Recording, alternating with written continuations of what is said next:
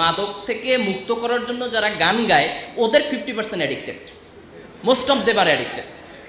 এখন addiction is a great problem to our young generation, addiction is a great problem to our young generation. আজকে এই যে আমাদের private ইউনিভার্সিটিগুলোতে আমরা দেখছি যে ইয়াবা কালচার, কিছুদিন আগে আমাদের পত্রপত্রিকায় ব্যাপকভাবে লেখা হচ্ছে। তো আমি বলতেছি যে this is parallel to the modernism.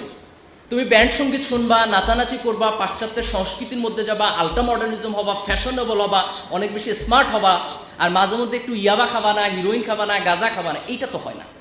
দুইটা প্যারালাল, একটা করলে আরেকটা করতে হবে। If you go through modernism you have to go through this. এশিয়ার মধ্যে আত্মহত্যার পরিমাণ দুইটা দেশে বেশি, একটা হচ্ছে চায়না আর একটা হচ্ছে জাপান। অ্যান্ড লুক দিস, এই দুইটা দেশ হচ্ছে এশিয়ার মধ্যে সবচেয়ে ডেভেলপড কান্ট্রি। তার মানে আমরা যদি ডেভেলপমেন্টের দিকে চাই, যদি সে ডেভেলপমেন্টটা পাশ্চাত্যের কালচার অনুযায়ী হয়, তাহলে এই অ্যাডিকশন বাড়বে, এইডস বাড়বে, আত্মহত্যার পরিমাণ বাড়বে, আমাদের ফ্যামিলি সিস্টেম ব্রেকডাউন হবে, আমাদের সোসাইটিতে করাপশনের পরিমাণ বাড়বে, এবং অ্যাট দ্য লাস্ট মোমেন্ট আমরা আমাদের সোসাইটিকে শেষ পর্যন্ত ধরে রাখতে পারবো না। কাজে উন্নয়নের মরীচিকা পাশ্চাত্যকে দেখে আমরা যদি একই জিনিসটাকে গ্রহণ করি, তাহলে একটা প্রচণ্ড ভয়ঙ্কর বিপদের মধ্যে আমাদেরকে চলে যেতে হবে।